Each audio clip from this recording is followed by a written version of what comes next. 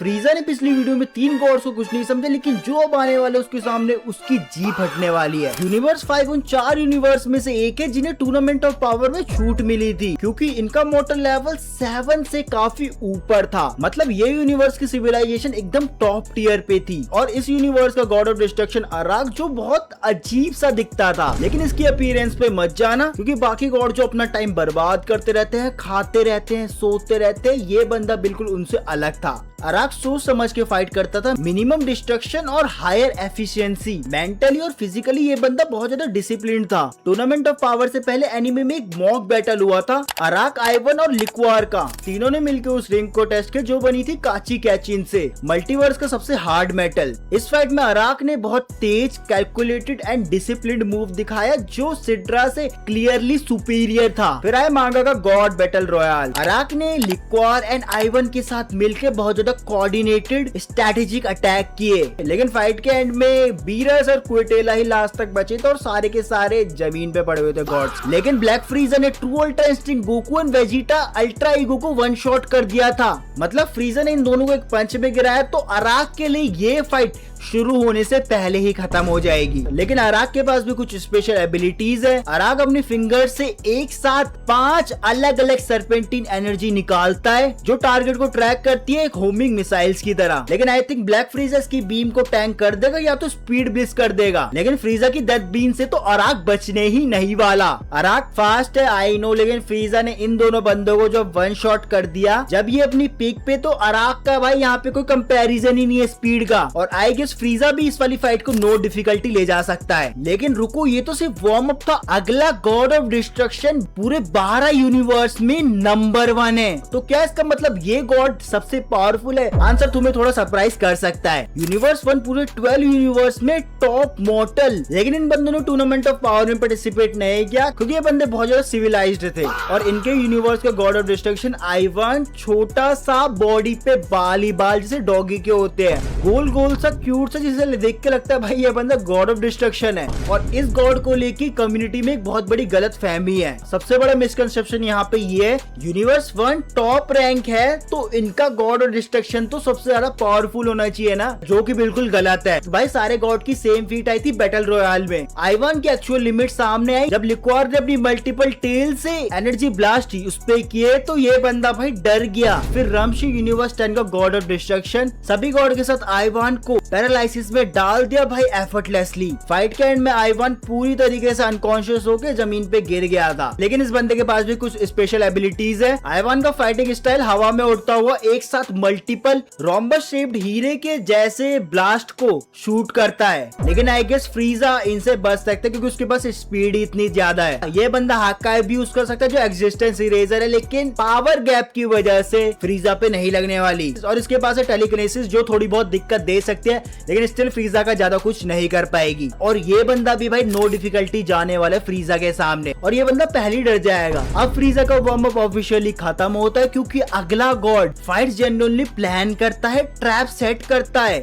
और इसकी एक स्पेशल एबिलिटी थ्योरेटिकली किसी को भी ये बंदा खत्म कर सकता है। लेकिन क्या ये चीज ब्लैक फ्रीजा के अगेंस्ट काम करने वाली है? यूनिवर्स 8 का मोटल लेवल भी काफी सॉलिड है, इसलिए इन्हें भी टूर्नामेंट ऑफ पावर से भाई छूट मिल रही थी। और इस यूनिवर्स का गॉड ऑफ डिस्ट्रक्शन लिक्वार, एक फॉक्स की तरह दिखने वाला, जापानीज मिथ में भाई कित्सुन जैसा 9 टेल फॉक्स, अगर तुमने नारुतो देखी है तो उसकी तरह दिखता था भाई ये बंदा एक्चुअली गॉड ऑफ डिस्ट्रक्शन का काम करता था अनलाइक अदर गॉड्स। अपने यूनिवर्स में से कोई भी कमी दिखी ये बंदा बिना किसी हेजिटेशन के उस चीज को मिटा देता है। और इस बंदे के पास अदर गॉड के कंपैरिजन में काफी अलग मैजिकल एनर्जी मैनिपुलेशन टाइप का कुछ था। एनिमे के मॉक बैटल में लिक्वार, अराक एंड आइवन ने रिंग को डैमेज कर दिया जो काची कैचिन से बनी थी, मल्टीवर्स में सबसे हार्डेस्ट मेटल। और इसकी बेस्ट फीट थी बैटल रॉयल में अपनी 9 टेल से कई गॉड्स पर एक powerful multi directional energy blast किया, और ये बंदा उन्हें डॉज लाइन से बहुत ज्यादा बाहर पुश करने लगा। लेकिन बेलमोथ की कार्ड ट्रैपिंग टेक्निक में लिक्वार फंस गया था और फाइट के एंड तक ये बंदा भी जमीन पे ढेर था। अब इसे फ्रीजा से कंपेयर करते हैं। बेलमोथ जिसके कार्ड से लिक्वार ढेर हो गया था, भाई करंट मांगा गोकू इस वाले बेलमोथ से काफी आगे हैं चेन स्केलिंग स्केलिंग की वजह से। तो आई डोंट थिंक सो लिक्वार यहाँ पे ज्यादा कंपटीशन देने वाला है। लेकिन लिक्वार के पास भी अलग अलग एबिलिटीज थी। टेल बैराज कैनन, लिक्वार अपनी 3 पूंछ को 9 मैसिव टेल्स में कन्वर्ट करता है और उन सारी 9 की 9 टेल से सिम्युल्टेनियसली अटैक करता रहता है भाई, मतलब लगातार भाई एनर्जी ब्लास्ट टूट उन टेल से। लेकिन आई थिंक ब्लैक फ्रीजा इन्हें बहुत इजीली ब्लिस करने वाले। ऊपर भाई ब्लैक फ्रीजा के मैंने रीजन दे दिए जहां जहां वो अपीयर हुआ था। लेकिन अगर क्लोज कॉम्बैट हुआ तो फ्रीजा का एक पंच और ये फॉक्स मीट बनने वाला है भाई लोगों के लिए। तो आई गेस लिक्वार भी यहाँ पे नो डिफ जाने वाला है। जो अगला गॉड आने वाला है, ये जो बैटल रॉयल चल रही थी तो ये बंदा मुस्कुरा रहा था, कामली देख रहा था, कॉन्फिडेंट, रूथलेस और बहुत ज्यादा डेंजरस है ये बंदा। लेकिन क्या ये फ्रीजा को रोक पाएगा? यूनिवर्स 12 उन 4 इलाइट यूनिवर्स में से एक है जिनका मोटर लेवल टॉप टियर में है, इसलिए इन्हें टूर्नामेंट ऑफ पावर से छूट मिली थी। भाई सबको तो छूट दे रहे हो, लड़ा किसे रहे हो फिर? और इस यूनिवर्स का एक बहुत ज्यादा लेजेंडरी फैक्ट, यहाँ के मॉर्टल ने पूरे मल्टीवर्स में सबसे पहली टाइम ट्रेवल मशीन बनाई थी। मतलब ये यूनिवर्स हाईली एडवांस है एंड बहुत ज्यादा इंटेलिजेंट यूनिवर्स है। और इनका यूनिवर्स का गॉड गीन, जो बंदा लगता है किसी का भी खाना बहुत जल्दी बन जाएगा, मरमेड और एक्वामैन का मिक्स। पर्सनैलिटी में ये बंदा कोई इमोशनल या ड्रामेटिक गॉड बिल्कुल नहीं है। बिना किसी आलसी बन के, बिना किसी अननेसेसरी इमोशन के एकदम रूथलेसली एग्जीक्यूट करता है हर चीज। लेकिन जब फाइटिंग की बात आती है तो ये बंदा भाई अलग ही बीइंग बन जाता है। ये बंदा नीचे के गॉड की तरह नहीं है, ये बंदा high God of destruction level के टियर पे है। और गॉड फाइट में इस बंदे ने आओ देखा ना ताओ सीधा बाकी के गॉड्स पे अटैक करने स्टार्ट कर दिया। यूनिवर्स 10 के रमशी और अदर गॉड्स पर हैवी फिजिकल अटैक्स। लेकिन जब गॉड्स की फाइट हुई ये बंदा भी बहुत ज्यादा कॉन्फिडेंट था। लेकिन फाइट का क्लाइमेक्स आते आते जब फाइट खत्म हुई ये बंदा भी अदर गॉड्स की तरह जमीन पे ढेर था, बस क्वेटेल और बीरस ही बचे थे।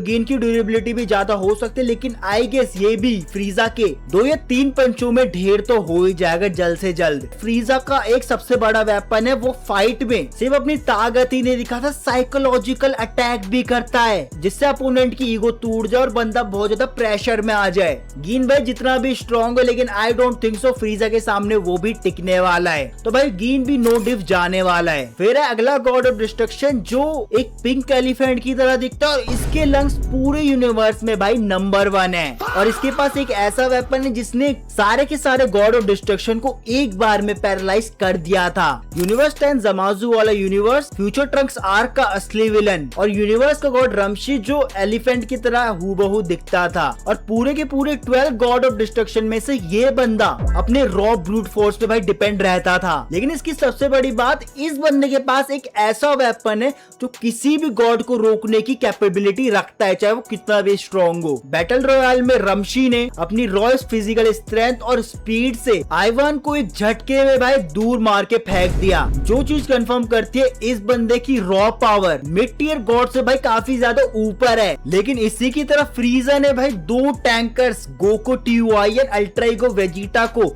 1 शॉट करा था और आइवान तो भाई काफी ज्यादा वीक था उनके कंपैरिजन में। तो आई गेस स्ट्रेंथ में तो भाई फ्रीजा इजीली ले जाएगा। और फिर आता है इसका असली वेपन बैटल रॉर। रमशी के पास पूरे मल्टीवर्स में सबसे बड़े और सबसे ज्यादा पावरफुल लंग्स है। जब उसने गॉड्स की फाइट में बैटल रॉर यूज की थी ये चीज इतनी ज्यादा स्ट्रॉन्ग थी, इस बंदे ने वहां सारे जो गॉड्स थे उन सबको एक साथ पैरालाइज कर दिया और वो सबके सब भाई थोड़ी देर के लिए हिल ही नहीं पाए। और सिर्फ गॉड्स नहीं, जो गाइस रिंग के बाहर बैठे थे वो भी बेहोश तक हो गए भाई। फिर इस बंदे ने अपनी फिजिकल स्ट्रेंथ से उन सारे के सारे गॉड्स को कुचलना स्टार्ट कर दिया। पूरे बैटल रॉयल में रमशी का भाई बहुत ज्यादा कंट्रोल था और बैटल रॉयल तो भाई इसका नेक्स्ट लेवल वेपन है। लेकिन फ्रीजा स्टिल जीत जाए क्योंकि रमशी को बैटल रोड चार्ज करने में टाइम लगता है और जब तक ये चार्ज कर रहा होगा तब तक फ्रीजा इसकी भुस्सी भर देगा। मांगा में बैटल रोड के बाद बीरस ने इसे ढेर कर दिया था। मतलब जो बंदे फास्ट स्ट्रॉन्ग है वो बंदे रमशी को क्लियरली फिनिश कर सकते हैं। मतलब भाई ये बंदा स्टिल टॉप टियर है क्योंकि बीरस को इसे हराना पड़ा।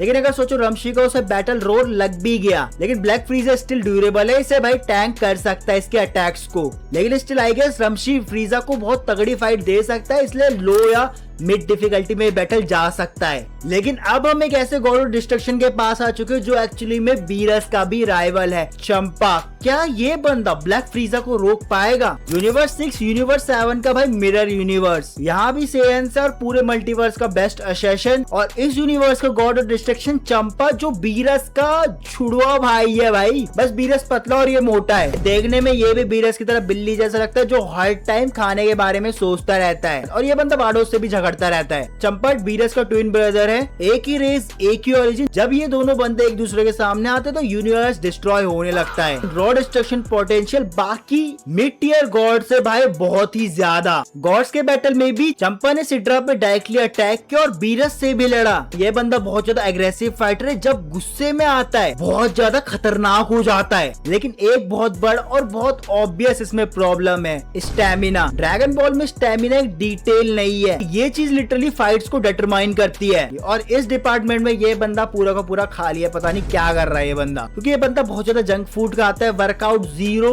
बस खाता रहेगा। और रिजल्ट इसका सबके सामने भाई, इतना मोटा हो गया पेट लेके ये। और टूर्नामेंट ऑफ पावर में जब डिस्पो अपनी मूवमेंट दिखा रहा था तो चंपा उसकी मूव्स को ट्रैक ही नहीं कर पा रहा था। और क्लियरली अपनी खराब फिटनेस की वजह से चंपा इस बैटल में सबसे पहले थकने वाले गॉड में से एक था। मैच के एंड में ये बंदा भी पूरी तरीके से ढेर हो चुका था। और वाडोस ने भी कंफर्म किया चंपा से बीरस बहुत ज्यादा पावरफुल है, क्योंकि ये मोटा सा साला एक्सरसाइज ही नहीं करता। और यहाँ पे फ्रीजा के जीतने के बहुत ज्यादा सॉलिड रीजंस है। सबसे पहला stamina gap. Hyperbolic time chamber में फ्रीजा ने पूरे के पूरे 10 साल भाई इतनी ज्यादा हार्डकोर ट्रेनिंग की, ये बंदा गोरे से काला हो गया। मतलब इस बंदे का स्टैमिना एब्सोल्यूट पीक पे होगा भाई। चंपा अगर 2-3 हैवी अटैक कर ले तो ये थक जाएगा, लेकिन ब्लैक फ्रीजा नहीं थकने वाला। और उसी टाइम ब्लैक फ्रीजा के मोटे पेट पे भाई 3-4 घूसे मार देगा जम के। और फिर आता है स्पीड गैप। ये बंदा डिस्पो की स्पीड ही ट्रैक नहीं कर पाया तो ब्लैक फ्रीजा की कैसे करने वाला है। फिर इस बंदे के हाथ है जिसे भी ब्लैक फ्रीजा पावर गैप की वजह से काउंटर कर सकता है, या अगर काउंटर ना करना हो तो उसे डॉज कर देगा भाई ब्लैक फ्रीजा।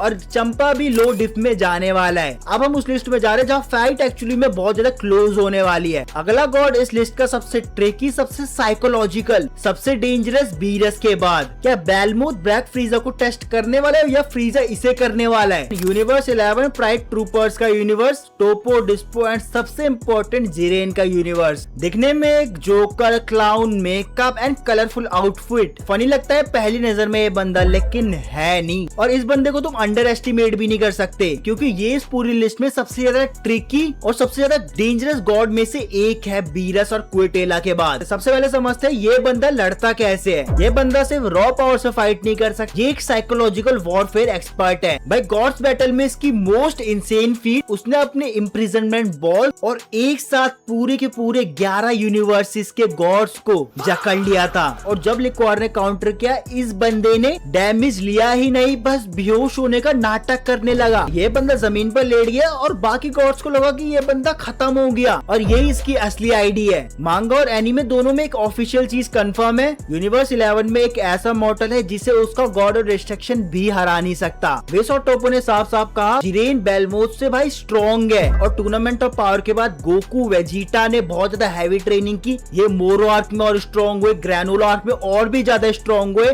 गोकू ने TUI तक सीख लिया और वेजिटा अल्ट्रा ईगो, मतलब टूर्नामेंट ऑफ पावर वाली फॉर्म से भाई काफी ज्यादा स्ट्रॉन्ग। और ब्लैक फ्रीजा ने इन दोनों बंदों को भाई वन शॉट कर दिया था। और गोकू एंड वेजिटा इस टाइम तक तो जिरेन टूर्नामेंट ऑफ पावर वाले से बहुत ज्यादा स्ट्रॉन्ग होंगे। लेकिन बेलमोथ भी यहाँ पे बिना फाइट के भाई रुकने नहीं वाला। इसका फर्स्ट वेपन है इम्प्रिजनमेंट बॉल्स। ये एक मैजिकल एनर्जी बॉल जो दुश्मन को अंदर जकड़ लेती है। लेकिन अभी ब्लैक फ्रीजा की स्पीड वी जंप ऑफिशियल ने कंफर्म किया इनकैलकुलेबल है। तो जब तक बेलमोथ अपनी बॉल्स इस पे फेंकेगा तब तक ब्लैक फ्रीजा उसे स्पीड ब्लिस कर चुका होगा। और फिर सेकंड वेपन है इसका की cards, fast, accurate, multi directional, जिसने लिक्वार को भी इन कार्ड से डैमेज हुआ था। लेकिन ब्लैक फ्रीजा की ड्यूरेबिलिटी अभी के लिए तो बहुत ज्यादा है भाई। और इसका थर्ड वेपन है साइकोलॉजिकल वॉरफेयर। ये बंदा दुश्मनों के दिमाग के साथ खेलता है, मतलब बैटल रॉयल में ड्रामे करने लगा था भाई ये बंदा। लेकिन फ्रीजा के लिए तो भाई ये रोज का है, तो वो तो इसमें नहीं फंसने वाला। लेकिन वी जंप ऑफिशियल में कंफर्म्ड है गोकू वेजिटा अपनी डिवाइन फॉर्म के साथ गॉड के लेवल को ऑलमोस्ट टच कर चुके और फ्रीजा गॉड ऑफ डिस्ट्रक्शन के लेवल को। और जब official media God of destruction कहती है तो उनका बेंचमार्क होता है लॉर्ड बीरस, सबसे ज्यादा पावरफुल गॉड।